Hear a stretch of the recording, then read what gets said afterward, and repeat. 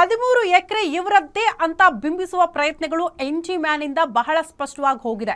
ಒಂದು ಗ್ಯಾಂಗ್ ಅಲ್ಲದೆ ಮತ್ತೊಂದು ಗ್ಯಾಂಗ್ ಅನ್ನ ಕೂಡ ಈತ ಸೃಷ್ಟಿ ಮಾಡ್ತಾನೆ. ಇವರೇ ಇದರ ನಿಜವಾದ ಮಾಲೀಕರು ಅನ್ನೋ ರೀತಿಯಲ್ಲಿ ಬಿಂಬಿಸುವ ಪ್ರಯತ್ನಗಳು ಕೂಡ ಆಗಿ ಹೋಗಿತ್ತು ಅಂತ ನಕಲಿ ದಾಖಲೆಗಳನ್ನ ಅಸಲಿ ದಾಖಲೆಗಳು ಅಂತ ಬಿಂಬಿಸಿ ಡೀಲ್ ಮಾಡ್ಕೊಳ್ಳೋದಕ್ಕೆ ಎನ್ಜಿ ಮ್ಯಾನ್ ಮುಂದಾಗಿರುವಂತಹ ವಿಚಾರಗಳು ಈಗ ಬೆಳಕಿಗೆ ಬರ್ತಾ ಇದೆ.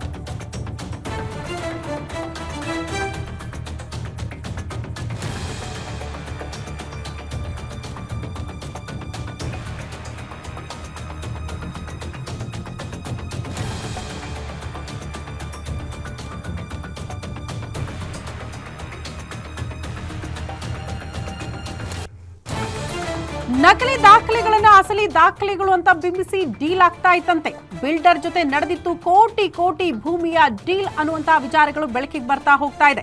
ಸತ್ವ ಡೆವಲಪರ್ಸ್ ಜೊತೆ ಡೀಲ್ ಕುದುರಿಸಿ ನೋಂದಣಿ ಮಾಡೋದಕ್ಕೂ ಕೂಡ ಈ ಗ್ಯಾಂಗ್ ಮುಂದಾಗಿದೆ. 2023 ಆಗಸ್ಟ್ 14ರಂದು ಆ ಲ್ಯಾಂಡ್ಗೆ ಜಿಪಿಎ ನೋಂದಣಿ ಕೂಡ ಆಗಿ ಹೋಗಿದೆಯಂತೆ. ಮತ್ತೆ ಬಾಣಸವಾಡಿ ಸಬ್ ರಿಜಿಸ್ಟರ್ನಲ್ಲಿ ಗಿಫ್ಟ್ ಡೀಡ್ ಮಾಡಿಕೊಟ್ಟಿತ್ತಂತೆ ಈ ಗ್ಯಾಂಗ್. ಇದರ ಮಧ್ಯೆ ಎಂಟ್ರಿ ಆಗಿದ್ದು ಮತ್ತೊಂದು ಗ್ಯಾಂಗ್ ಅನ್ನುವಂತಹ ವಿಚಾರ ಕೂಡ ಬೆಳಕಿಗೆ ಬರ್ತಾ ಇದೆ. ರಾಜಾಜಿನಗರ ಸಬ್ ರಿಜಿಸ್ಟ್ರಾರ್ ಕಚೇರಿಯಲ್ಲಿ ನೋಂದಣಿ ಆಗಿರುತ್ತೆ.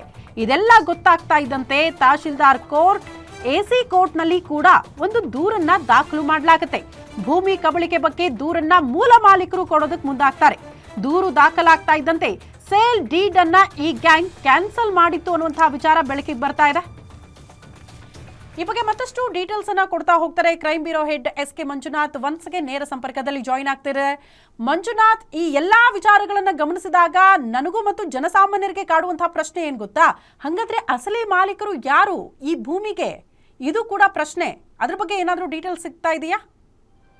ಶ್ರುತಿ, ಈಗ ಏನು ದೂರು ದಾಖಲು ಮಾಡಿದ್ದಾರೆ ಅದಕ್ಕೆ ಸಂಬಂಧಪಟ್ಟಂತೆ ಕೋರ್ಟ್ ಆದೇಶವನ್ನು ಕೊಟ್ಟಿದೆ. ಜೊತೆಗೆ ಪ್ರಾದೇಶಿಕ ಆಯುಕ್ತರಾಗಿರ್ತಕ್ಕಂಥ ಬಿಸ್ವಾಸ್ ಆದಿತ್ಯ ಆಮ್ಲಾ ಬಿಸ್ವಾಸ್ ಅಂತಕ್ಕಂಥ ಅಧಿಕಾರಿ ಕೊಟ್ಟಿರ್ತಕ್ಕಂಥ ಸೂಚನೆ ಮೇರೆಗೆ ಈಗ ಏನು ಈ ಒಂದು ಪ್ರಕ್ರಿಯೆ ನಡೀತು ಅವೆಲ್ಲವೂ ಸಹ ಒಂದು ತಡೆ ಆಜ್ಞೆ ಇದೆ. ಹೀಗಾಗಿ ಇವೆಲ್ಲವನ್ನು ನೋಡಿದಾಗ ಯಾರು ಈಗ ಸದ್ಯ FIR ದಾಖಲು ಮಾಡಿಸಿದ್ದಾರೆ, ವೆಂಕಟಪ್ಪ ಅವರ ನಿಜವಾದ ಅಲ್ಲಿ GP ಹೋಲ್ಡ್ರು, ಅವರ ಹಿಂದೆ ಅಂದರೆ ಮಾಲೀಕರು ಯಾರಿದ್ರು ರಾಧಾ ಅಂತ, ಅವರು ಮೂಲ ಮಾಲೀಕರು ಅಂತಕ್ಕಂಥದ್ದು ತಿಳಿದು ಬಂದಿರ್ತಕ್ಕಂಥದ್ದು.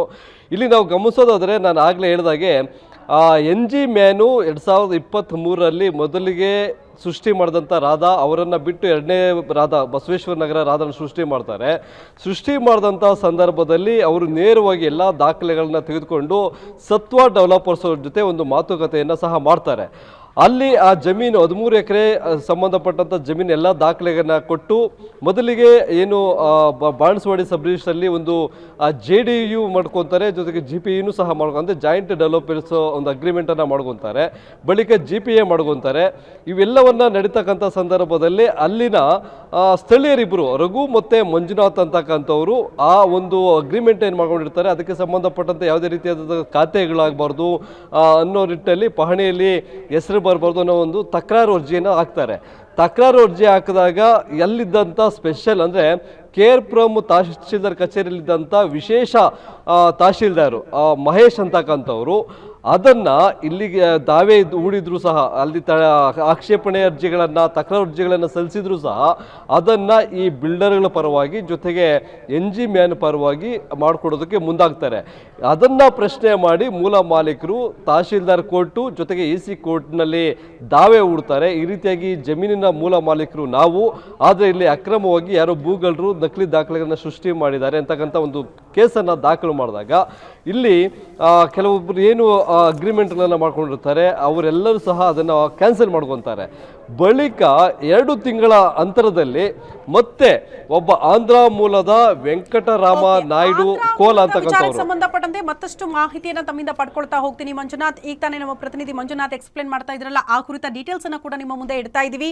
ಇಷ್ಟೆಲ್ಲಾ ವಿಚಾರಗಳು ಬೆಳಕಿಗೆ ಬರ್ತಾ ಹೋದಂತೆ ಇದು ನಕಲಿ ಗ್ಯಾಂಗ್, ಅಸಲಿ ಮಾಲೀಕರು ಇವರಲ್ಲ ಅನ್ನುವಂತಹ ವಿಚಾರ ಬೆಳಕಿಗೆ ಬಂದು ದೂರು ದಾಖಲಾಗ್ತಾ ಇದ್ದಂತೆ ಮತ್ತೊಂದು ವಿಚಾರ ಇಲ್ಲಿ ಬೆಳಕಿಗೆ ಬರುತ್ತೆ.